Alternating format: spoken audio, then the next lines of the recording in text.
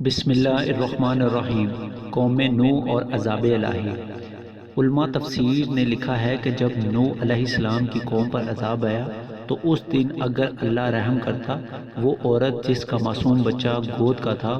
اور وہ بے قرار ہو کر بھاگ رہی تھی کہ مجھے پناہ مل جائے، کیونکہ پانی طوفانی موجیں دائیں بائیں سے گزر رہی تھی، وہ بھاگ رہی ہے اور پانی دائیں سے بائیں سے لوگوں کو پکڑ رہا ہے۔ وہ بھاگتے بھاگتے ایک ٹیلے پر چڑھی، پھر اس سے اونچے پر، پھر اونچے پر، پھر اس سے اونچے پر، پھر جو اس شہر کا سب سے اونچا پہاڑ تھا اس کی چوٹی پر جا کر کھڑی ہو گئی اور بچے کو گود میں لیا ہوا ہے، اور پانی شام کی طرف پھنکارتا اور اٹھتا چلا آ رہا ہے اور اس کے سامنے سارے تنکے کی طرح بہتے چلے جا رہے ہیں،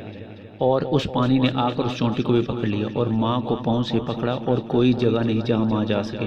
وہ سب سے آخری جگہ ہے جہاں وہ کھڑی ہے۔ اب پانی اوپر اٹھتا شروع ہوا اور وہ بے قرار ہے، کہیں بچ جاؤں، لیکن جب پانی اس کے سطر تک آیا تو اس نے بچے کو اوپر کر لیا، جب پانی چھاتی تک آیا تو اس نے بچے کو یوں اوپر اٹھا دیا، پھر اس پانی نے بچے کو بھی ماں کو بھی الٹا کر اپنی موجوں میں غرق کر دیا۔ ایسی ہے تیرے رب کی پکڑ، ہے بڑی زبردست ہے، جب وہ پکڑتا ہے تو کسی طرف سے اس کو چھوڑنے کی گنجائش نہیں چھوڑتا۔ تو یہ تو دنیا کی پکڑ ہے، اور قیامت کی اللہ تعالیٰ بتا رہا ہے کہ یہ جہنم کی طرف کو چلے جا رہے ہیں، مرد ہیں اور عورتیں ہیں، اس میں چیخ رہے ہیں، چلا رہے ہیں، اے اللہ